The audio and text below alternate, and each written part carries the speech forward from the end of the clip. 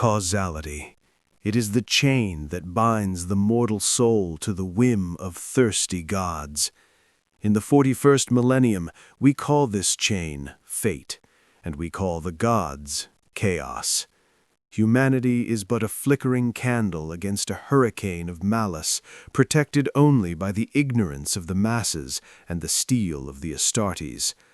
But what happens when a soul arrives that does not belong? A soul forged not in the light of the Emperor, but in the fires of an eclipse so dark it blotted out the sun of another reality.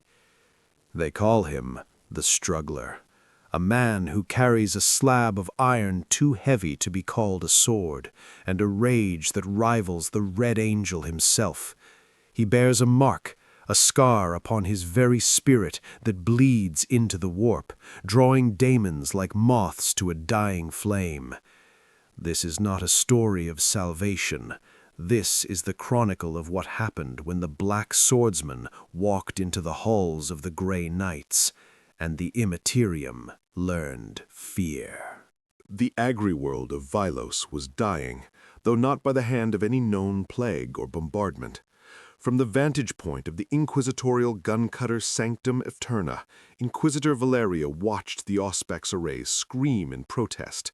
The planet below, usually a verdant sphere of grain gold and ocean blue, was being strangled by a sky the color of bruised flesh.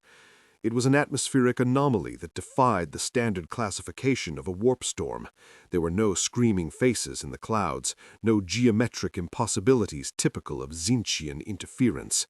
Instead, the sun had simply been blotted out, replaced by a suffocating crimson twilight that felt less like a weather phenomenon and more like a metaphysical lid being screwed shut over the world.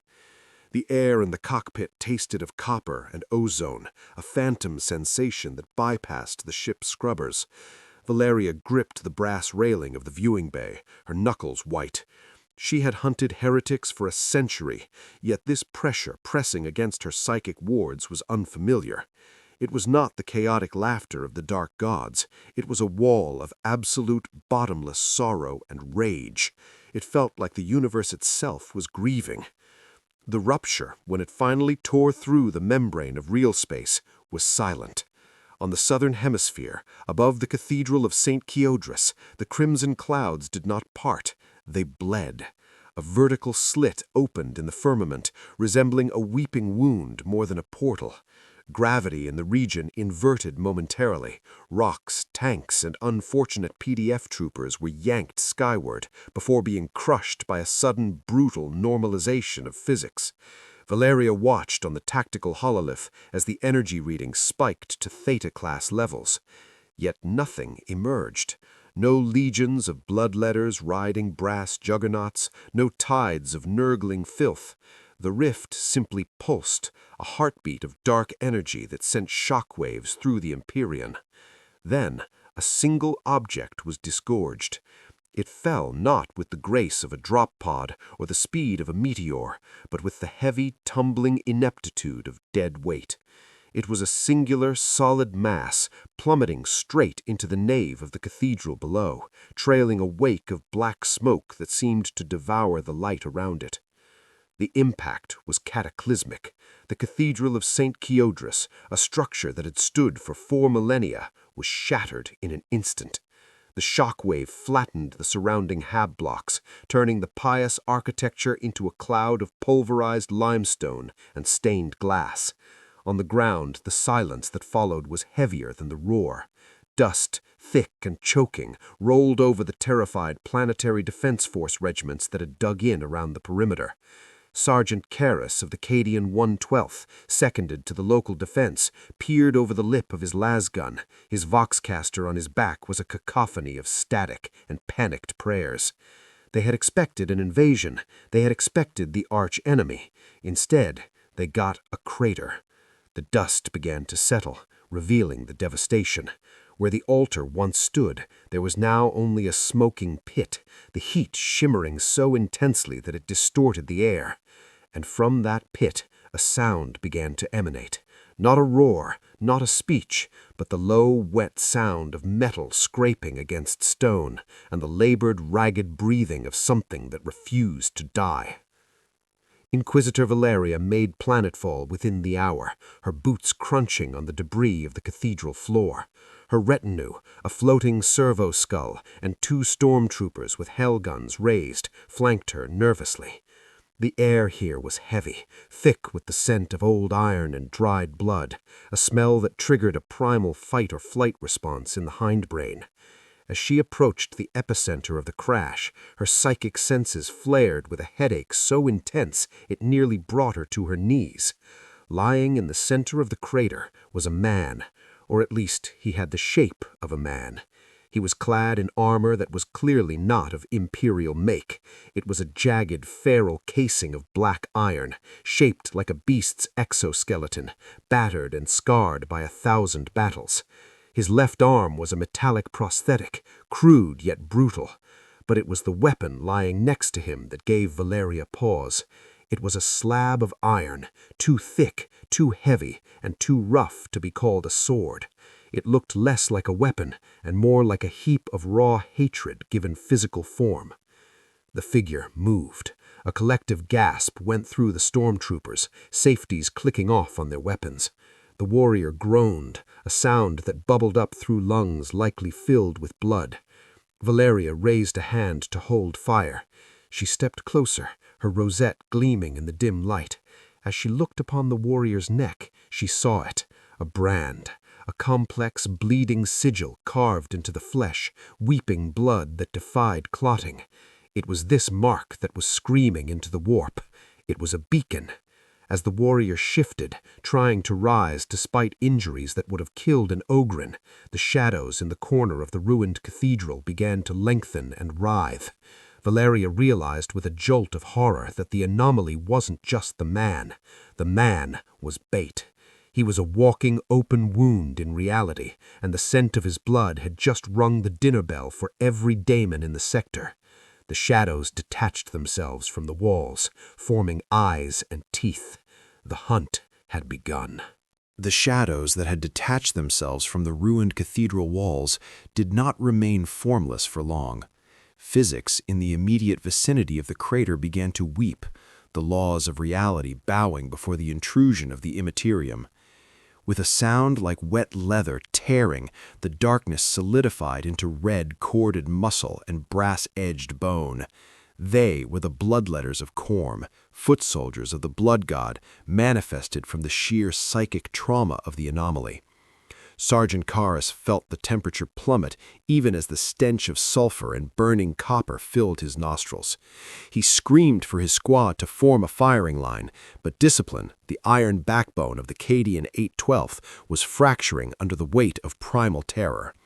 Lasfire erupted, a staccato rhythm of red light that slapped uselessly against the demon's hide. The entities didn't just dodge, they flowed through the air, their elongated skulls grinning with jagged teeth as they leaped into the trenches. The air filled with the wet crunch of flak armor failing and the screams of men realizing their souls were forfeit. Karras watched his Vox operator die, decapitated by a hellblade that hummed with a hateful anti-life frequency. The sergeant fired his bolt pistol until the magazine clicked dry, blowing the arm off one of the creatures, but it merely laughed, a gurgling wet sound, and continued its advance. The slaughter was absolute. The Imperial Guard were prepared to fight rebels, Xenos, even traitor Astartes, but this was a manifestation of the great enemy in its purest form. There was no cover to take, no strategy to employ against nightmares that could step through shadows. Karras scrambled backward, his boots slipping in the mud that was rapidly turning into a slurry of promethium and blood. He backed against a slab of fallen masonry, fumbling for a frag grenade, accepting that he would likely have to pull the pin and take the demon with him. The creature raised its blade, the brass glinting in the dying light, preparing to offer Karras's skull to the skull throne. In the center of the crater, the corpse twitched. The agony of the brand on Guts's neck was a white-hot spike driving into his brain, a sensation more familiar to him than a lover's touch. It was the alarm bell of the damned. His single eye snapped open, dilated and bloodshot, seeing not the ruined cathedral of Vilus, but the endless, recurring nightmare of the interstice. His body, broken and battered from the fall, moved on pure muscle memory and spite. His metal hand, magnetic and cold, clamped around the handle of the Dragonslayer. The sound of the iron scraping against the ferrocrete floor was low and grinding, a vibration that seemed to cut through the shrieks of the dying guardsmen. The demon standing over Kharis paused, its unnatural senses detecting a sudden, massive spike in threat level. It turned its elongated head toward the crater, confusing the scent of fresh blood with the scent of something ancient and dangerous. The air displaced by the Dragonslayer did not whistle, it roared. Guts didn't rise and pose, he exploded from the ground in a blur of black motion, using the momentum of the sword to pull his body upright. The swing was horizontal, a chaotic, unrefined haymaker of kinetic energy. The bloodletter turned to parry, raising a hellblade forged in the foundries of the warp, a weapon capable of slicing through terminators. It didn't matter. The Dragonslayer wasn't a sword, it was a heap of raw iron that carried the weight of a falling building. When it connected, there was no clash of steel. There was a deafening clang, followed by a wet explosion. The hellblade shattered into shrapnel, and the demon behind it was simply obliterated, cleaved in half at the torso, its upper body spinning away in a spray of bubbling ichor. The sheer violence of the impact sent a shockwave through the dust, knocking the nearby guardsman flat. Silence returned to the ruins, save for the heavy, rasping breathing of the Black Swordsman. Guts stood amidst the carnage, the massive sword resting on his metal shoulder, coated in the rapidly evaporating filth of the warp spawn. He didn't look like a hero of the Imperium, he looked like a monster that had killed other monsters.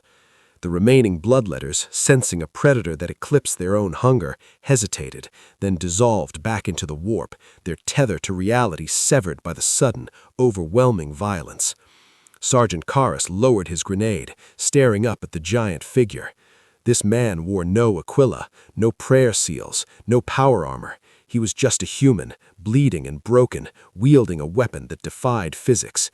As Guts turned his head, the blood from his brand dripping on his armor, he looked at Kharis with an eye that held no mercy, only the grim exhaustion of an eternal war. "Is that all of them?" he rasped, his voice sounding like gravel grinding in a mixer. The atmosphere did not simply clear, it was scrubbed. A sound like a thunderclap trapped inside a bell jar shattered the silence of the crater, followed instantly by the smell of ozone so sharp it tasted like battery acid on the tongue. Reality tore open again, but this was not the ragged, bleeding wound of the warp rift. This was surgical. Beams of blinding azure light pierced the gloom, accompanied by the distinct, heavy chime of teleportarium homers locking onto coordinates. From the light stepped giants clad in silver. They were the Grey Knights, the chamber militant of the Ordo Malleus, the Emperor's final sanction against the dark. Brother Captain Stern led the detachment, his Terminator armor humming with the latent power of the Aegis. Where they walked, the ground hissed, the lingering corruption of the bloodletters burning away under the psychic pressure radiating from their very souls. They did not run. They advanced with the inexorable, crushing weight of a glacier, their nemesis force halberds crackling with psionic lightning that illuminated the ruins in harsh, strobing flashes. Stern's targeting cogitator cycled rapidly, attempting to lock on to the threat. The demons were gone, banished by the brute force of the stranger's violence, but the source of the disturbance remained. In the center of the kill zone, the massive warrior stood swaying, his breath rattling in his chest like loose stones.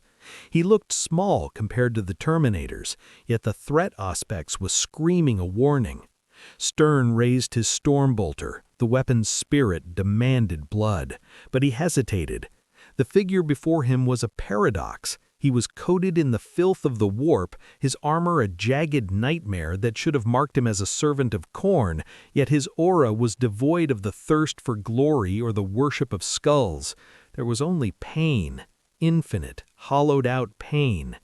The Grey Knights formed a circle of steel around the exhausted man, 12 halberds leveled at his throat. "Yield," Stern's voice boomed from his vox grill, amplified to sound like the judgment of Terra itself. "By the authority of the immortal Emperor, yield or be unmade." The stranger didn't yield. He didn't even seem to hear. He took a stumbling step forward, his single eye unfocused, the massive slab of iron dragging in the dirt behind him. Stern focused his psychic gaze, the witch sight, upon the man, intending to peer into his soul to find the demon hiding within. What he saw made him recoil physically inside his armor. The man's soul was not possessed, it was branded. On his neck, a sigil burned with a necrotic light that seemed to exist in a different frequency of reality. It was a hole in the universe, a vacuum that sucked at the light of the warp. It was a beacon that screamed, "I am meat," to every predator in the immaterium. Stern felt a headache spike behind his eyes. This was not a heretic inviting demons in. This was a man cursed to be hunted by them for eternity. "He is tainted," Stern muttered over the vox link. "The warp clings to him like a second skin. He is a walking breach in the Geller field. Protocol dictates immediate execution." "Wait, brother captain." The voice cut through the vox channel, calm and analytical. It was Justica Alaric, stepping forward from the line. He lowered the tip of his halberd, though he did not disengage the power field. "Look at the corpses. Look at the patterns." Alaric gestured to the dissolving remains of the bloodletters. He did not summon them to aid him. He butchered them. The warp does not caress this man. It hates him. Alaric moved closer, ignoring the warning chimes of his armor's proximity alarms. "I sense no corruption in his intent, only a rage that rivals the Warp Eater's, yet controlled, focused. If we kill him, we destroy a vessel, but if we take him, we may find the source of this anomaly." The debate was silent, conducted via high-speed encrypted thought bursts between the knights. To kill a potential host was mercy, to spare a potential threat was heresy. But the Grey Knights were not blunt instruments like the Minotaurs, they were warrior scholars. The anomaly of a man who could kill demons with a lump of iron was too significant to incinerate. The decision was made. Stern signaled the apothecaries. "Secure him. If he resists, cripple him. If he manifests, vaporize him." As the apothecary approached, reaching out with a narcissium reductor, Guts finally collapsed. The adrenaline that had sustained his broken body evaporated, leaving him to the mercy of gravity. He fell forward, the Dragonslayer slipping from his grasp with a heavy thud that cracked the ferrocrete. The Grey Knights moved with practiced efficiency, securing magnetic suppression cuffs to his wrists and neck, devices designed to bind rogue psychers. Even unconscious, the man's presence was oppressive. As they loaded him onto the Thunderhawk gunship, the air grew colder. They were not just transporting a prisoner, they were bringing a curse aboard their strike cruiser, the Rubicon. As the engines roared and the ship ascended towards orbit, Stern looked down at the massive sword left in the dust. "Retrieve the weapon," he ordered. "The Techmarines will want to see what kind of metal can make a demon bleed." Consciousness returned to Guts not as a waking dream, but as a cold, sudden immersion into ice water. He was no longer in the dirt of Vandalos. He was suspended in a silence so absolute it felt heavy, pressing against his eardrums like deep water. He opened his eye to a chamber of polished gray stone, circular and vast, lit by the flickering bioluminescence of floating cherubim, grotesque cybernetic babies that drifted through the air swinging censers of burning incense. He tried to move, but his limbs were heavy, held in place not by chains, but by grav couplings that hummed with a low, nausea-inducing frequency. The walls of his cell were etched with silver text, script that hurt to look at, hexagrammic wards designed to contain daemon hosts. This place smelled of old paper, recycled air, and the terrifying sterility of a hospital where no one ever recovers. He was on Titan, the citadel of the Grey Knights, a moon hidden from the galaxy to keep its secrets, and he was the most dangerous secret currently in residence. The blast door hissed open, a sound like a heavy stone sliding over sand. 3 figures entered. They were unhelmeted, their faces scarred and pale, eyes glowing with an inner sapphire light. These were the prognosticars and librarians of the chapter, men who could peel back the layers of a mind like pages in a book. Without a word, the lead librarian, Brother Epistolary Calidor, raised a hand. Guts felt a pressure inside his skull, a ghostly intrusion seeking to root out his secrets. They expected to find the chaotic whispers of the dark gods or the madness of a heretic. Instead, they walked into a buzzsaw. Inside Guts's mind, there was no worship, there was only the eclipse. Calidor gasped, physically recoiling as the psychic backlash hit him. He didn't see Khorne, he saw a black sun, a landscape of screaming faces, and a beast, a hound of shadow and rage that lunged at his psychic projection with jaws wide enough to swallow a tank. The librarian stumbled back, blood trickling from his nose.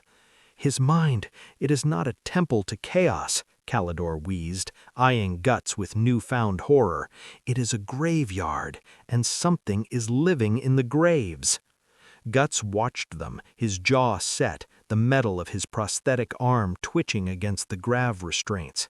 He realized these men were not apostles.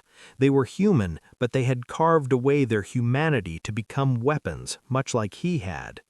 "Where is he?" Guts rasped, his voice raw from the screaming of his previous battles. "The White Hawk. Is he here?" The Grey Knights exchanged glances. The name meant nothing to them, yet the intent behind it, the singular, focused vendetta, was palpable. Grandmaster Voldus, clad in Terminator armor that made him look like a walking tank, stepped forward. "We know of no White Hawk, struggling one, but we know what you carry. That mark on your neck is a dinner bell for the Immaterium. You are a breach in reality."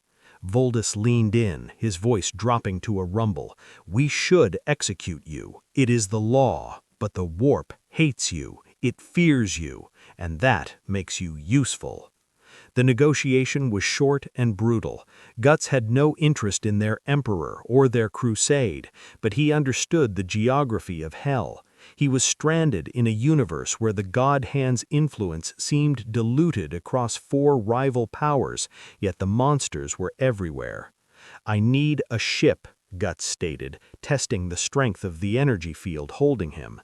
"I need to find a way back or a way to kill them all." Voldus nodded slowly. "You cannot navigate the stars alone, struggler. You are a beacon. You will draw demons to any ship you board, dooming the crew.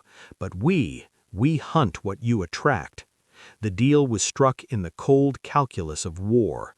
Guts would be the bait. He would be the raw meat thrown into the dark to lure the predators out, and the Grey Knights would be the hammer that crushed them.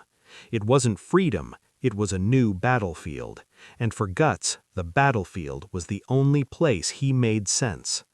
Later, in the forge halls of the Techmarines, Guts stood free of the restraints, watching as the artificers of the chapter examined his gear. The Dragonslayer lay on an adamantium workbench, surrounded by mechanodendrites and scanners. Techmarine Martellus ran a sacred unguent over the chipped iron blade, his optical mechanodendrite zooming in on the metal. The scanner readings were nonsensical. The sword had no power field, no monomolecular edge, no disruption generator. It was just a slab of iron. Yet the residue on it, the astral gore of 1,000 slain apostles, gave it a metaphysical density that registered on the psych aspects. "It has no machine spirit," Martellus murmured, confused. "It is dead metal, yet it hungers." He turned to Guts's prosthetic arm, examining the crude cannon mechanism and the magnetic grip. Primitive, the Techmarine critiqued, but the intent is pure. We cannot bless your blade, outsider. It is too soaked in sorrow, but we can ensure you survive long enough to swing it. Deep within the bowels of the Titan Citadel, in the sanctum of the Iron Brethren, Techmarine Martellus stared into the molecular structure of the Dragonslayer and felt a shudder in his optical coils. To the unaugmented eye, the weapon was a crude, brutal slab of unrefined iron, a primitive tool for a primitive mind. But under the spectrum augers of the forge, it was an abomination of physics. The metal was saturated with psychic residue, layers of astral gore from entities that did not obey the laws of the materium. The sword had no power field generator, no disruption nodes, and yet its density was fluctuating. It existed partially in the warp and partially in real space, anchored only by the sheer hatred of its wielder. Martellus adjusted his mechadendrites, applying sacred unguents to the chipped edge. The machine spirit of his scanner was wailing in binary confusion. It could not classify the weapon. It was not a force weapon, for it contained no circuitry to channel psychic energy. It was, Martellus concluded with a mix of horror and awe, a spirit eater. It killed things that could not die simply by being too stubborn to acknowledge their immortality. The issue of protection was more contentious. The Grey Knights, clad in their consecrated Terminator plate, were walking tanks designed to weather the storm. Guts, however, fought like a hurricane. When the servitors attempted to bolt standard-issue power armor onto his frame, the Black Swordsman had nearly broken the arm of a servitor in his rejection. "Too slow," he had growled, his voice echoing in the vaulted chamber. "I need to move. I need to feel the ground." Martellus understood. The man's fighting style was suicidal acrobatics. He relied on dodging and deflecting blows that would vaporize a lemon rust tank. Standard ceramite plating would only tomb him. Thus, the Techmarine turned to the forbidden archives of the artificers. He began to draft a schematic for a suit of artificer carapace, reinforced with adamantium mesh and bonded with the same psycho-reactive silver used in the Nemesis weapons. It would not be the shining silver of the chapter, however. Guts required stealth in the shadows of the warp. The armor would be matte black, absorbing light, shaped to mimic the feral, jagged aesthetic of the Berserker plate he had arrived in. The forging process was a violent liturgy. For 3 cycles, the hammers of the forge servitors did not cease. Martellus oversaw the construction, chanting the catechism of the iron soul as the plates were hammered into shape. They utilized the remnants of Guts's original armor, the cursed metal that seemed to pulse with a dark heartbeat, and fused it with Imperial technology. The helmet was reconstructed, keeping the wolf-like visage but integrating a tactical HUD and auto-senses that could filter out flashbangs and toxic gas. The chest plate was fitted with a dispersion field generator, a rare relic usually reserved for chapter masters, capable of flashing a momentary shield to absorb a single killing blow. As the armor took shape, it looked less like the regalia of a soldier and more like the exoskeleton of a predator. It was a suit designed not to protect the wearer from the world, but to allow the wearer to inflict maximum trauma upon it. Then came the prosthetic. Martellus looked upon the crude magnetic claw and the spring-loaded cannon mechanism with the disdain of a master watchmaker looking at a sundial. "Inefficient," the Techmarine buzzed. "The reload time is catastrophic.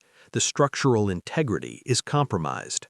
He detached the limb, Guts grunting but not complaining as the neural connectors were severed and respliced. In its place, Martellus installed a masterpiece of cybernetics. The hand was articulated with mimetic polyalloy digits, capable of crushing rock or handling a delicate trigger.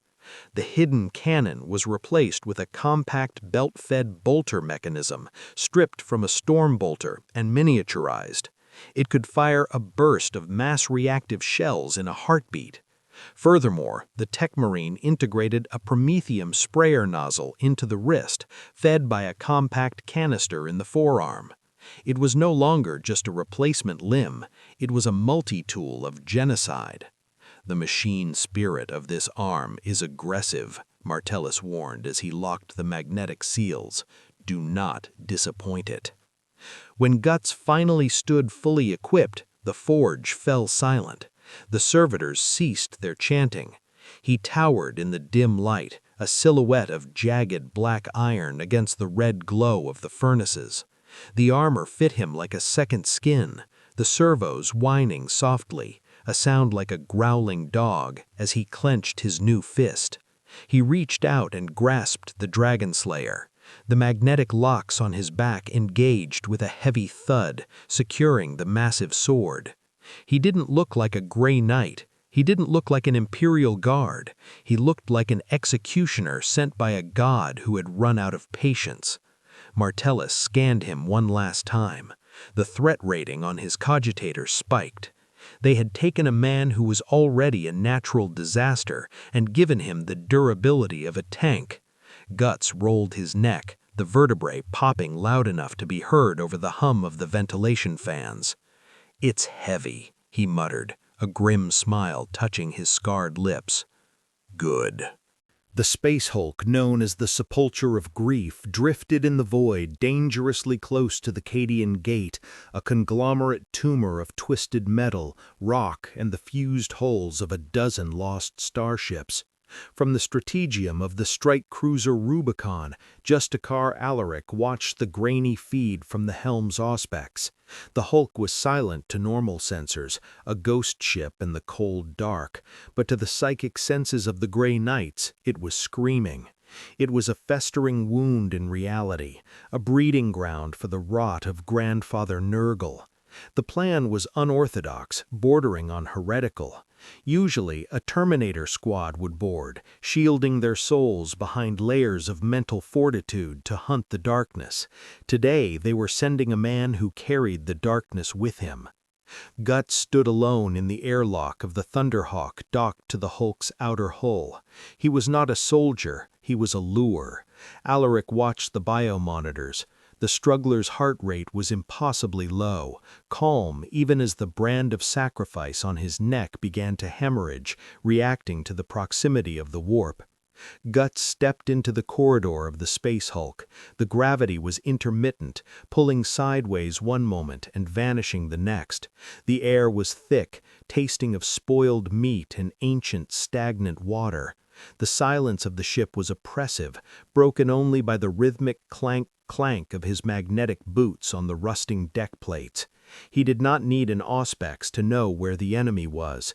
The brand was searing his flesh, a hot iron pressing against his nervous system that told him exactly where the gaze of the abyss was focused.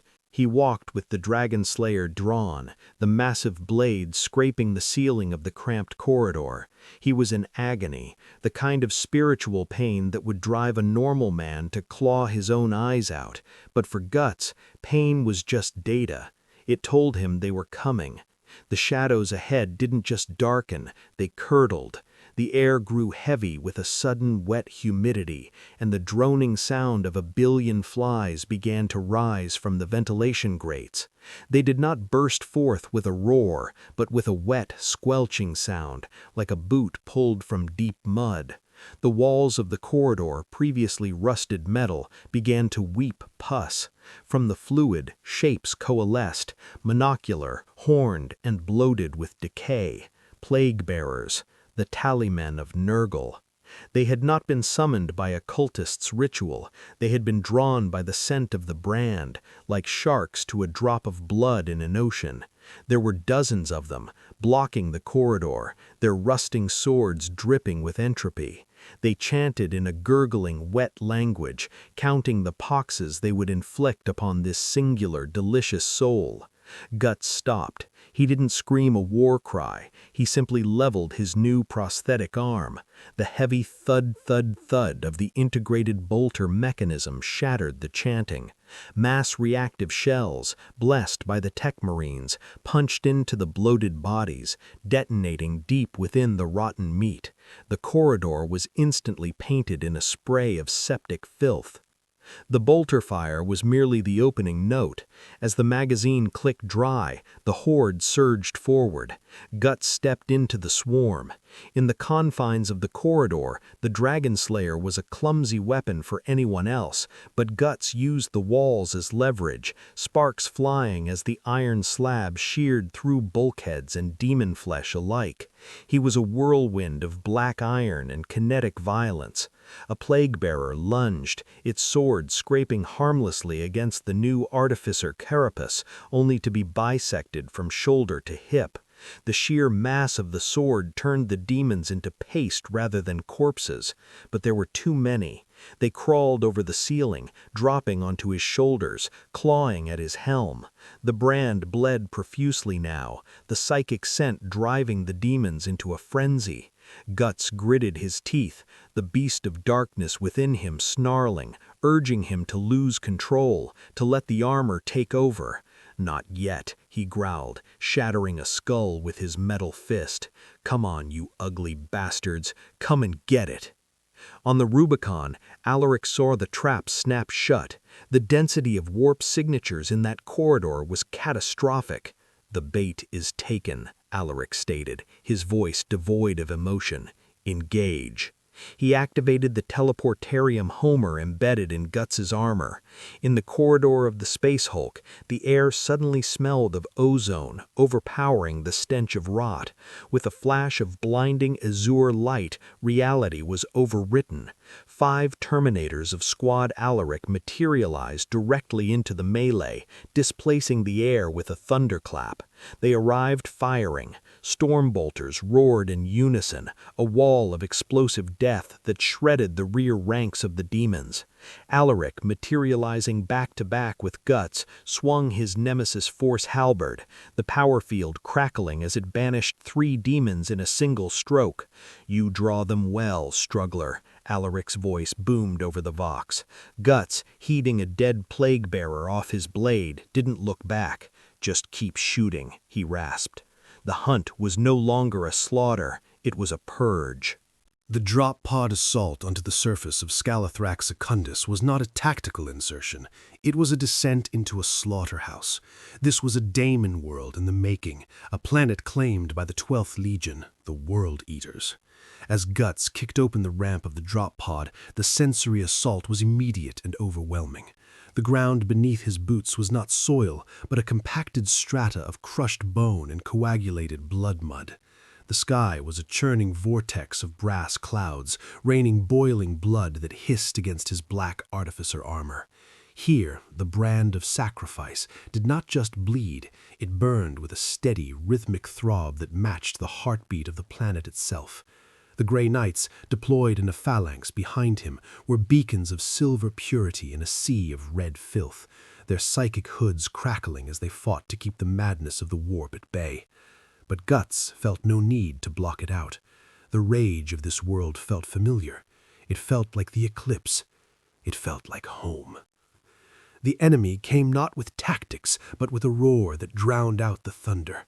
A tide of Khorne berserkers, clad in power armor the color of arterial spray, surged over the ridges of bone. They were post-human monsters, their minds lobotomized by the butcher's nails, ancient Dark Age implants driven into their skulls that replaced all emotion with searing pain, relieved only by the act of killing. Guts met the charge head-on. A berserker, twice the mass of a normal man, swung a massive chain axe, the adamantium teeth screaming for flesh. Guts didn't block. He stepped inside the guard. The Dragonslayer arose, a blur of black iron, and descended with the force of a falling guillotine. The collision was sickening. The heavy iron blade didn't just cut, it pulverized. It smashed through the berserker's pauldrons, crushed the ceramide breastplate, and drove the traitor marine into the ground, reducing his torso to a ruin of meat and electronics. As the melee turned into a grinding attrition, a profound realization struck Guts amidst the spray of gore. He watched the World Eaters fight. They were fast, strong, and utterly relentless, but they were empty. They did not fight for survival, nor for revenge, nor even for the joy of battle. They fought because the machines in their brains left them no choice. They were slaves. Guts, parrying a blow that would have decapitated a tank, felt a surge of cold, razor-sharp contempt. His rage was his own. It was forged in the fires of betrayal, tempered by loss, and sharpened by the will to defy causality. These things, they were just hollow puppets dancing on a string held by a laughing god. "You know nothing of anger," Guts roared, his voice amplified by his helmet's vox, startlingly human amidst the binary screeches of the traitors. He swung the Dragonslayer in a wide arc, cleaving through 3 Astartes in a single stroke, their bodies separating in a shower of sparks and black blood. The slaughter drew the attention of the Alpha Predator. The ground shook as a Chaos Lord, clad in ancient spiked Terminator armor, strode through the lines. This was Vorax the Flayer, a champion who had slaughtered planetary governors and dueled Daemon princes. He towered over Guts, his lightning claws crackling with dark energy. "A mortal?" Vorax laughed, the sound booming from his vox grill like a grinding millstone. "The Grey Knights hide behind a mortal dog." The Lord lunged, faster than his bulk should allow. Guts dodged, the lightning claws scoring a deep gash across his chest plate, sparking off the adamantium mesh. But Guts didn't retreat. He used the momentum of the dodge to spin, bringing the Dragonslayer around with centrifugal force. He slammed the flat of the blade into the Terminator's helm. The collision was sickening. The heavy iron blade didn't just cut, it pulverized. It smashed through the Berserker's pauldrons, crushed the ceramide breastplate, and drove the traitor Marine into the ground, reducing his torso to a ruin of meat and electronics. The atmosphere of the planet, rich in warp energy, began to react to Guts' psyche. The beast of darkness, the manifestation of his trauma and inner demon, began to bleed from his mind into reality. Shadows coiled around his armor, not the smoky shadows of the Grey Knight's teleporters, but jagged, wolf-shaped darkness that seemed to bite at the air.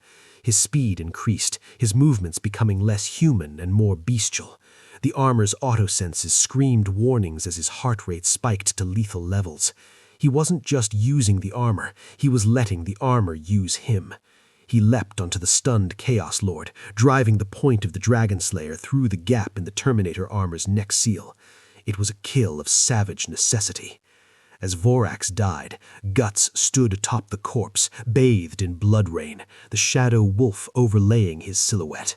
For a moment, even the Grey Knights hesitated, unsure if they were looking at a man or a new, unaligned Daemon prince born of pure struggle. The slaughter on Scalithrax Secundus had ceased to be a military engagement. It had become a liturgy. Every drop of blood spilled by Guts' iron slab and the Grey Knight's halberds acted as a syllable in a chant older than the stars, a summoning ritual fueled not by words, but by pure violence. The atmosphere of the planet groaned under the metaphysical weight. The swirling clouds of brass and smoke stopped moving, freezing in place as if time itself was recoiling. Then the sky broke. It didn't tear, it shattered like a stained glass window struck by a sledgehammer. From the fracture, a heat emerged that blistered the paint on the distant rhinos and boiled the blood mud into red steam. Gravity in the sector intensified threefold, forcing the surviving guardsmen to their knees, their bones creaking under the sudden hateful pressure. A sound echoed across the plains, not a roar from a throat, but the grinding of tectonic plates shifting in fear. The Red Angel had arrived. He manifested in a storm of gore and burning brass. Angron, the demon Primarch of Khorne. He stood as tall as a hablock, a mountain of red muscle and hell-forged iron, wreathed in the smoke of burning civilizations. His wings, vast and leathery, unfurled to blot out the light of the rift, casting a shadow of absolute despair over the battlefield. In his hands he held Spine-Grinder and the Black Blade, weapons that were not merely tools of war, but sentient entities that screamed for sustenance. The psychic pressure of his presence was a physical hammer blow. Several Grey Knights, veterans of the Long War, collapsed as their psychic hoods sparked and overloaded, unable to filter the sheer volume of unadulterated hatred radiating from the Primarch. This was not a monster. This was a fundamental constant of the universe given form. He was the concept of war, stripped of honor and strategy, left only with the butcher's nails and the need to destroy. Angron did not look at the Terminators. His burning eyes, pits of white fire set deep within a visage of snarling brass, locked instantly on the small black-clad figure standing amidst the carnage. He sniffed the air, the sound like a jet engine intake. He smelled the brand of sacrifice on Guts's neck, but more than that, he smelled the flavor of the soul beneath it. It was familiar. It tasted of the same bitter ash that filled his own mouth, the taste of betrayal, of lost comrades, of a rage that had long ago ceased to be a choice and had become a prison. "Struggler," Angron spoke. The voice shattered the windows of ruins 3 miles away. It was a recognition. The demon prince saw the shadow wolf coiled around Guts and recognized a fellow prisoner of causality. He did not charge, he walked, the ground shuddering with every hoof-fall, dismissing the Grey Knights as one might dismiss insects.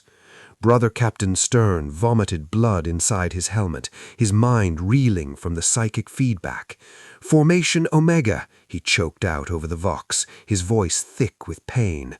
"He is too strong for blades. We must banish him."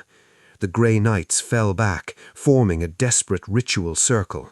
The librarians unclasped the Liber Daemonica at their waists, the pages bound in iron chains fluttering in the psychic wind. They began to chant the true names of the fallen sun, words that burned the tongue to speak, but the ritual required time, precious seconds they did not have. Angron raised his massive axe, ready to sweep the circle away like dust. Guts saw the play. He felt the crushing aura of the entity, his knees buckling, his human instincts screaming at him to curl up and die. But the brand burned hotter. The Dragonslayer felt light in his hands. He didn't think. He surrendered to the armor. Guts launched himself into the air, his jump pack shrieking as it pushed the Artificer armor to its limit.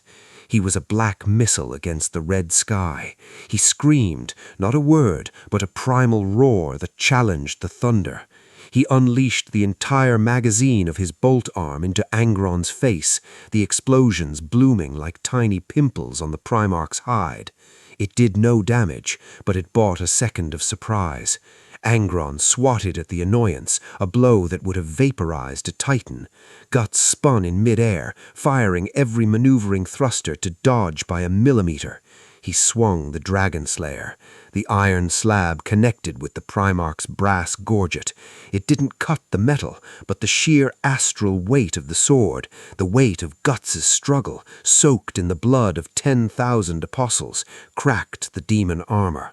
Angron roared, not in pain, but in genuine, delighted fury. The ant had teeth. The impact of the Dragonslayer against Angron's gorget did not result in a decapitation, but it achieved something arguably more impossible. It made the demon Primarch take a step back. The vibration of the blow traveled up Guts' skeletal structure, shattering the radius and ulna in his right arm instantly. Pain, white and blinding, flared for a microsecond before the Artificer armor intervened.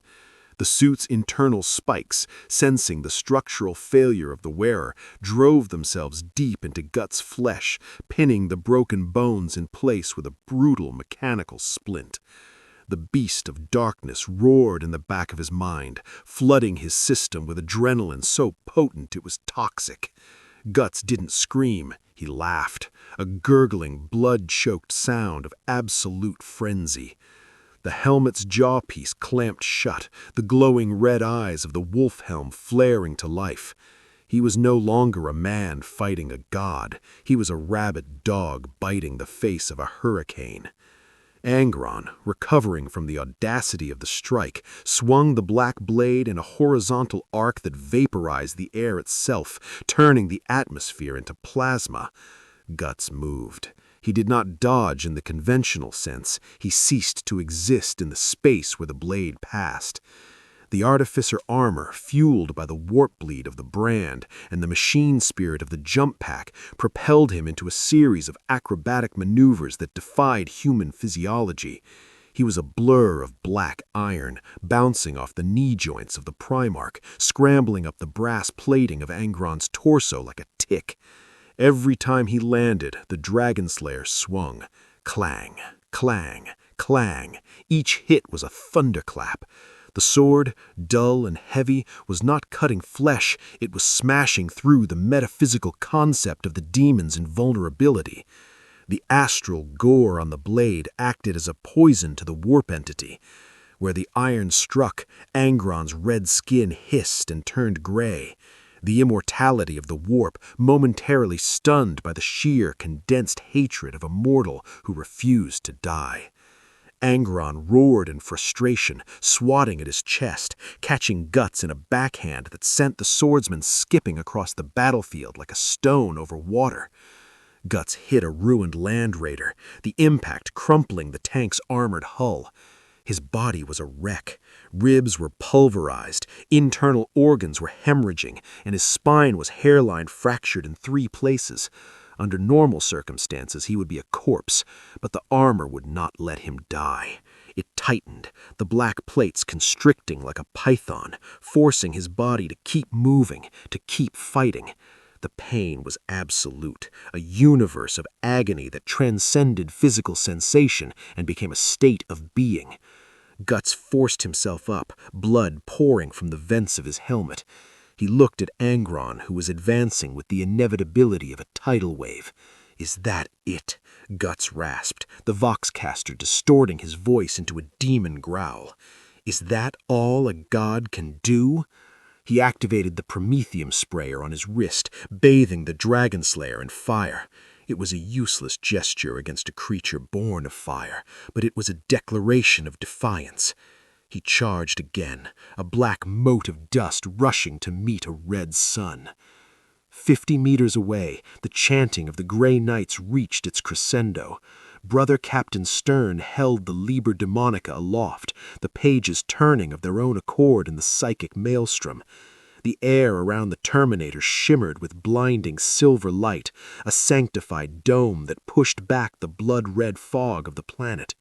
They spoke the true name of the Red Angel, a sound that was not a word, but a mathematical equation of unmaking. It was a sound that hurt to hear, a frequency that vibrated the fillings out of teeth and cracked the lenses of helmets. Angron froze. The chains of the butcher's nails on his head pulled tight, glowing white-hot. The tether binding him to the materium began to fray. He turned his massive head toward the knights, realizing too late that the buzzing insect had been a distraction. He raised Spinegrinder to throw it, to obliterate the ritual circle, but he couldn't complete the motion. Guts was there. With the last reserve of fuel in his jump pack, he launched himself directly at Angron's face. He didn't slash, he thrusted. The tip of the Dragonslayer, burning with promethium and hate, drove into the demon's eye socket. It was a pinpoint to a giant, but it carried the weight of the banishment ritual behind it. The physical trauma synced perfectly with the psychic severance. Angron screamed, a sound of infinite frustration that shattered the remaining windows on the continent. His physical form began to dissolve, turning into ash and burning blood. "Griffith!" Guts roared, confusing the enemy in his delirium, driving the sword deeper as the giant faded. With a final thunderous implosion, the warp collapsed in on itself. Angron was gone. Guts fell from the sky, hitting the bone mud with a wet thud. The silence that followed was deafening. The red sky turned gray, and the rain began to fall. Not blood, but water. Clean, cold water. The Apothecarion of the strike cruiser Rubicon was a place of silent miracles, where the transhuman physiology of the Astartes was knit back together by advanced biology and prayer. But the patient in Isolation Ward 4 was not an Astartes. Inquisitor Valeria stood behind the armaglass, watching the figures suspended in the amniotic gel of the rejuvenation tank. Guts floated in the suspension, a tapestry of scars and fresh sutures. The artificer armor had been peeled away, revealing a body that was a topographical map of trauma. His bones had been set, his organs cloned and replaced, but the brand of sacrifice on his neck refused to heal. It pulsed with a dull, rhythmic light, staining the medical fluid pink. "He should be dead," Apothecary Karras remarked, checking the bio-readouts. By all metrics of Imperial biology, the stress placed on his skeletal structure during the banishment should have liquefied his marrow. "He is not sustained by biology, Inquisitor. He is sustained by a refusal to cease existing." The Council of the Grand Masters was convened in the Strategium. The debate was quiet but intense. Brother Captain Stern argued for induction, an impossible request, as Guts was too old, too broken, and too tainted to receive the gene seed. Justicar Alaric argued for stasis, to keep him as a weapon against the demon primarchs. But it was Grand Master Voldus who spoke the final verdict. "He is not one of us," the Grand Master rumbled, his voice like grinding stones. "He does not fight for the Golden Throne. He does not fight for the preservation of mankind. He fights because he hates. He is a purifier in spirit, burning with a white-hot flame that consumes everything, including himself. If we keep him here, on Titan, the beast within him will starve. He needs the war, and the war needs him." The decision was made not out of mercy, but out of pragmatism. The Imperium had billions of soldiers, but it had only one struggler. The departure was unceremonious. Guts stood in the hangar bay, the reforged Dragonslayer strapped to his back, the artificer armor humming with a fresh power core. He did not bow to the Grey Knights, and they did not bow to him. There was only a mutual silent nod of recognition, the acknowledgement between predators that they were not the only monsters in the dark. Valeria handed him a data slate containing star charts of the Cicatrix Maledictum, the Great Rift. "You go to where the veil is thinnest," she said quietly. "You will find them there, the ones you call the God Hand, the ones we call the Ruinous Powers." Guts took the slate, his single eye staring out into the void beyond the magnetic shielding. "It doesn't matter what you call them," he rasped, adjusting the prosthetic hand that now housed a fresh magazine of bolter shells. "They all bleed the same." He boarded the small, warp-capable gun cutter they had gifted him, a ship painted matte black, with no aquila, no markings, just a ghost in the machine. Months turned into years. The Rubicon moved on to other war zones, but the reports began to filter back to the Inquisition. Strange astropathic intercepts from the darkest sectors of the Rift spoke of a new phenomenon. They did not speak of the Grey Knights, nor the Angels of Death. They spoke of the Black Swordsman. From the plague worlds of the Scourge Stars to the blood pits of the Maelstrom, distress calls from Imperial Guard regiments would suddenly cease, replaced by the confused reports of a lone warrior who walked through demonic fire as if it were rain. They spoke of a sword that sounded like a bell, and a man who hunted demons not to banish them, but to butcher them. He became a folk tale in the Cadian Gate, a grim saint for the hopeless. The ecclesiasticry tried to suppress the rumors, calling it heresy to suggest a mortal could rival the Astartes, but the soldiers in the trenches knew better. They knew that somewhere in the dark there was a man too angry to die. In her final log entry regarding Subject Struggler, Inquisitor Valeria sat in her chambers, the light of a distant star illuminating her aged face. She recorded the conclusion of the case file. We are taught that the Emperor protects. We are taught that faith is our shield. But I have seen a shield made of iron and spite. The galaxy is a cruel, uncaring mechanism, a machine of causality designed to grind us into dust. But even in the deepest darkness, there are those who jam the gears. Guts does not fight to win, he fights to struggle. And perhaps in this grim darkness of the far future, that is the only victory we can hope for. She deactivated the recorder. On the holographic display, a grainy image from a helmet cam froze. A silhouette standing atop a mountain of demon corpses, a massive sword resting on his shoulder, looking up at a tear in the sky. The man was gone, but the struggle remained.